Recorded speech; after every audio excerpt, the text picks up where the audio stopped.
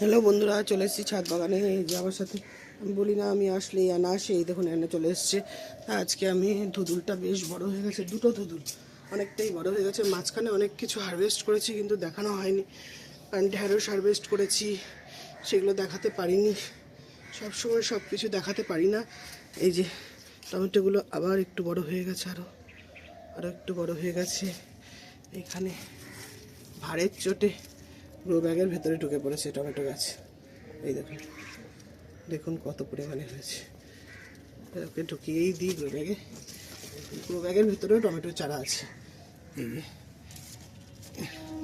না তুললে বুঝতে পারবেন না। এই দেখুন টমেটো চারা এর ভেতরেই ও ঢুকে গেছে। আচ্ছা যাও, যাও, দেখুন কতগুলো হয়েছে টমেটো। আর এই ঢ্যাঁড়সটা তো পাকাচ্ছি, এটা দানা করব বলে পাকাচ্ছি। আরেকটাও দেখি পেকে গেছে, ঢ্যাঁড়সটা শক্ত মতো হয়ে গেছে, তা ওটাও আমি পাকাবো। এই যে এইটা, তাহলে এই যে ধুদুলের নিচেও দেখুন ফুল এসছে। আর এই ধুদুলটা বেশ বড় হয়ে গেছে, এর থেকে বড় করলে হয়তো জালি জালি জালি হয়ে যাবে। এই জন্য এটা কেটে ফেলি। আমার পোষ্যরাও খায়, আমরাও খাই। না কাটলে যদি জালি হয়ে যায় মুশকিল হয়ে যাবে। আর একটা তো পেকে গেছে, ওটাও দেখাবো। এই কি শক্ত, পেরে ফেললাম। আরেকটা পারবো, সেটা হচ্ছে এটা, এখানটা রাখি। আরেকটাও বেশ বড় হয়ে গেছে, বেশি বড় করব না। এই যে এটাও পেরে নিচ্ছি।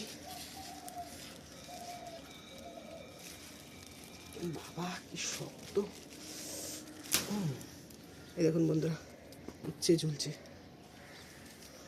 এই যে আরো ধুদুল হচ্ছে, এখানে একটা, এই দেখুন একটা উচ্ছে।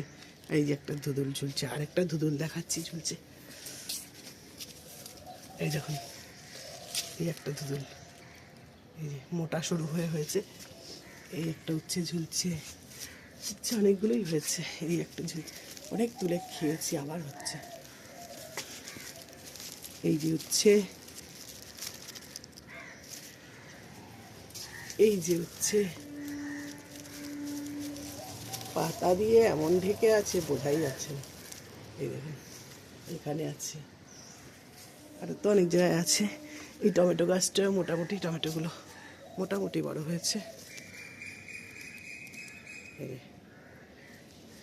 আর লাউটা দেখাই, এই দেখুন লাউটা ঝুলেছে।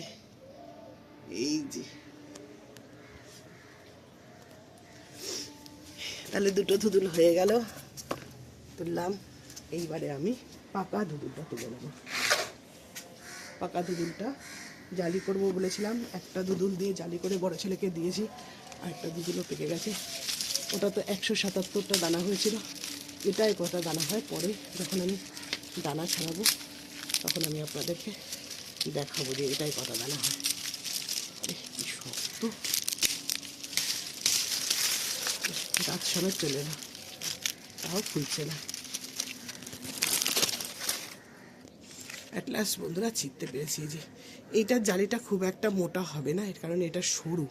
আর আরেকটা বড় ছেলেকে যেটা দিয়েছিলাম 177টা দানা যার বললাম, ওটা একটু মোটা ছিল, এটা একটু সরু। যা গিয়ে যা হয় এটাই ব্যবহার করবো। শুকনো পাতাগুলো তুলে ফেলে দিতে হবে। হারভেস্ট করা হয়ে গেছে, তাহলে দুটো খাওয়ার উপযুক্ত। এই যে, আর একটা হচ্ছে শুকনো, যেটা দানা করব, আর ওর শ্বাসটা, জালিটা ব্যবহার হবে।